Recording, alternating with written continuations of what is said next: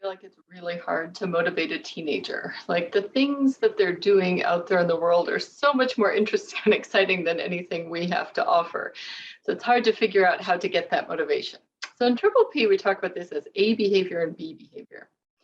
So A behavior is behavior that your teenager considers attractive and you consider alarming.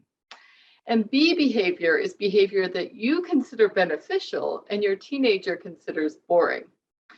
So one of the ways we can try to bridge this gap and to get more of the behavior we want to see, the beneficial and boring behavior, is with a behavior contract. So a behavior contract is a contract between you and your teenager where you make some agreements on behavior that you would like to see and set up some rewards and some consequences if the behavior does not happen.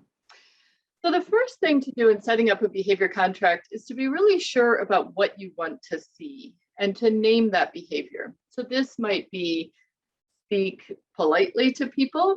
This might be refrain from smoking. This might be use your screen time wisely. Whatever it is, make sure you figure out ahead of time what you want to see, because that will give a lot more clarity to this discussion.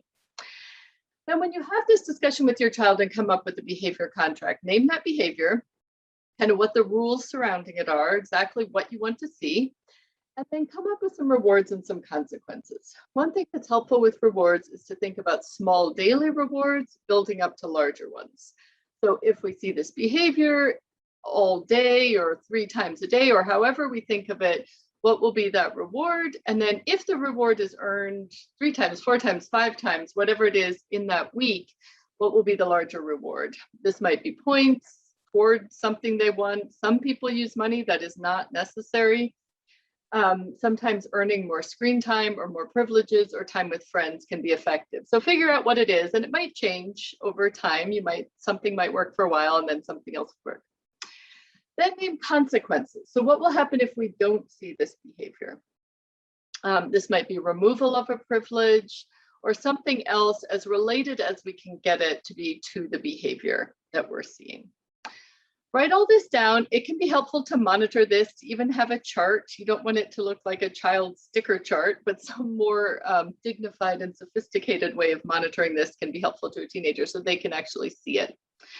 Remember at first to reward improvement, not perfection. If your child is right now smoking every day and we set the expectation to just stop, that might be hard, and then they might feel like they failed if they slip up and do it someday.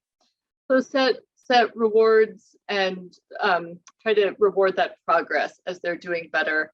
When they slip up and do wrong, apply the consequence and move on and give them a chance to keep trying. Over time, we want to phase out this behavior contract. The goal is not to have it forever.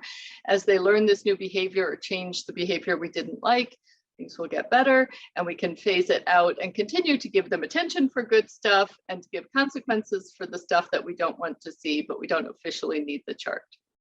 This was just a tiny taste of Triple P. If you'd like more on this or any other subject, please contact us.